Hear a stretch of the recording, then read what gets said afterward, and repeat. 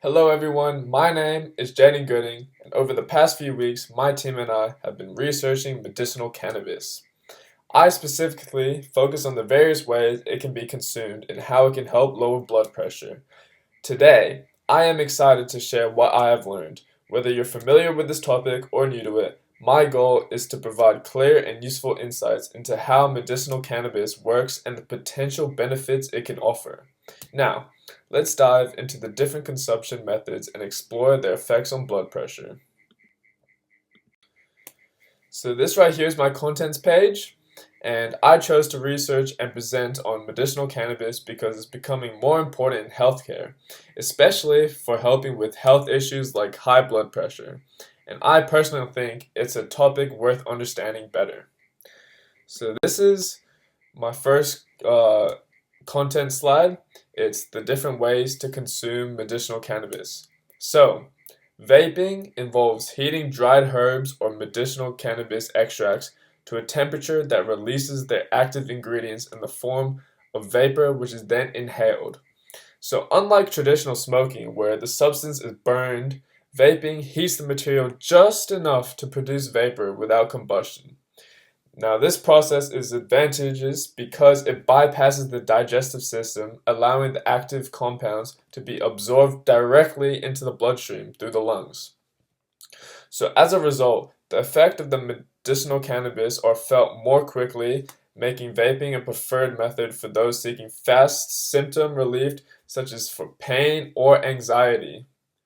So, additionally, vaping is considered less harmful to the respiratory system compared to smoking, as it avoids the production of harmful byproducts like tar and other things that result from burning. This makes vaping a potentially safer alternative for patients who need to use medicinal cannabis regularly. So, the second method of consumption is sublingual. So, sublingual is a popular choice for people who need quick relief. See, in this method, the treatment often is in the form of oils, tablets, or sprays, and it's usually placed under the tongue. The area under the tongue has many blood vessels, which allows the active ingredients in the cannabis to be absorbed directly into the bloodstream. This means the treatment doesn't have to go through the digestive system, so it starts working faster. This method is helpful for those who need quick relief from symptoms like pain, anxiety, or nausea. The effects can usually be felt within 15 to 30 minutes, which is much faster than edible forms of cannabis that need to be digested first. So, using cannabis this way also allows for more precise control over the dose compared to smoking or vaping. This makes it a good option for medical patients who need accurate dosing to manage their conditions. Plus, it avoids the risks of inhaling smoke, making it a safer choice for long-term use. Now, lastly is the ingestion method. So this method for natural medicines involves taking them by mouth. So common options include edibles, which are food products like gummies or chocolates that contain natural ingredients. They're easy and tasty to consume.